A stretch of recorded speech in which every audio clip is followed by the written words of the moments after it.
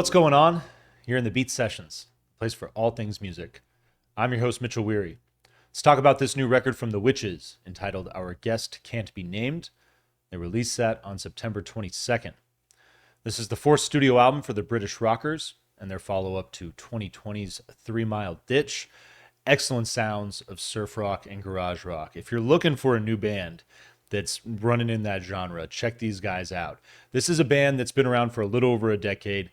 They've popped up on radios and playlists for a number of years, and I just didn't take the time to check them out. So I was really stoked to see them put out a new record. It's one of my favorite things about starting this channel. Took about 3 hours to go back and listen to their other 3 records. It's really cool listening to the evolution of their sound. As I said before, rooted in surf rock and garage rock, but they're a little heavier.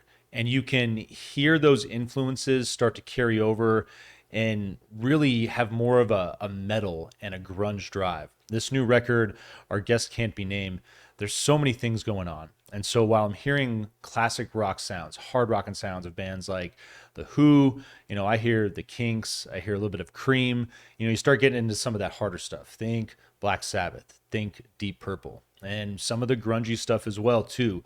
Older, contemporary. It's really cool what they're channeling. And they remind me a lot of a band like the Alalas. Not, they're a lot heavier than the Alalas, but as far as those two outfits and their ability to channel a classic sound that it's nostalgic and, I think it's reached a point in its history where there's this new generation that is discovering that sound of the 60s, those rock and roll sounds of the bands that I just mentioned. And so to have these other outfits that, are kind of, helping to fill in that void a little bit, but also exposing a younger generation and maybe even a lot of other people to other bands that they may not have gotten into. So I dig these guys. Lead singer Christian Bell, he's got an excellent voice. The melodies that are at play here on this record, stellar.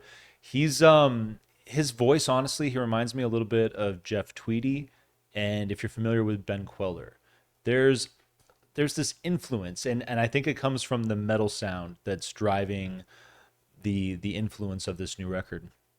But you get kind of this just blues kind of rock country element going on.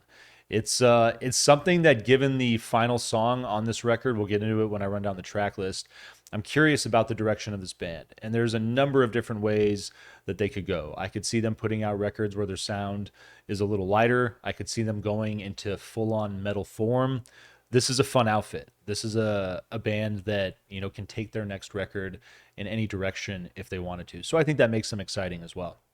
The final thing is the influence of Arabian melodies that I'm hearing in this record, and it's a pretty constant thing. There's quite a few songs where I'm hearing that nuance, and I think it's brilliant. I think it's really awesome the way that they're tapping into it, because I'd argue that it's complementary to the sounds of surf rock and desert rock and to everything else that they're mixing together in this beautiful melting pot. This record's super fun, and as I stated before, if you're like me and if you weren't too familiar with them or you aren't too familiar with them, go back, take about 3 hours, dig through their catalog. It's worth the time. And all those other EPs too, a lot of them self-produced. Check those out as well. I think I didn't take the time to do that yet, so still have some stuff to explore. Very exciting. But this thing, it leads off with Zep Step, thick bass, and you get this feedback in the guitars, and I really like the way this track opens up. The guitars are going to take on the rhythm that the bass establishes, and then the bass starts doing its own thing. It's a really cool switch. I love the groove, just the surf rock that's there, and this track, it builds, or I should say, kind of like falls off into this breakdown, and then it stops, and then it kicks back into that hard rock and surf rock feel. So it's really cool. It does that twice. Love the structure on that song and the way that it opens things up.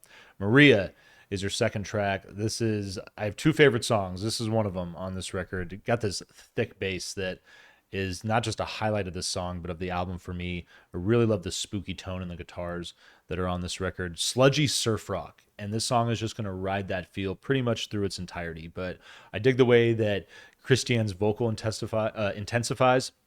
And then the coda is interesting too. It's frenzied. This song in general kind of just takes on that feel as it moves from start to finish. But really cool track. Sloped Old Tower is your third song. Simple rhythm, like guitar riff, is going to carry this number. It's honestly it's interesting. It's got this kind of sleepy style. It's pulling back the energy a little bit off those first two tracks. The chorus, interesting dynamic, changes things up a bit. It's got this classic pop drive. The song is going to finish with this 90s alternative rock feel, piano in the coda, like right at the very end. There's a lot going on in this track as it progresses. It's very interesting. Bats, your fourth track, is, this track, I listened to it and it made me think of a band like the Pixies. So talking about the influences of alternative rock, a lot of that stuff going on here. Like guitars that match the bass, you get this simple beat. This thing, it starts quiet, but then it builds. And then you get these really prominent guitars that emerge as the song continues to go on. Chorus has got this, big feel. And then you get a sludgy breakdown.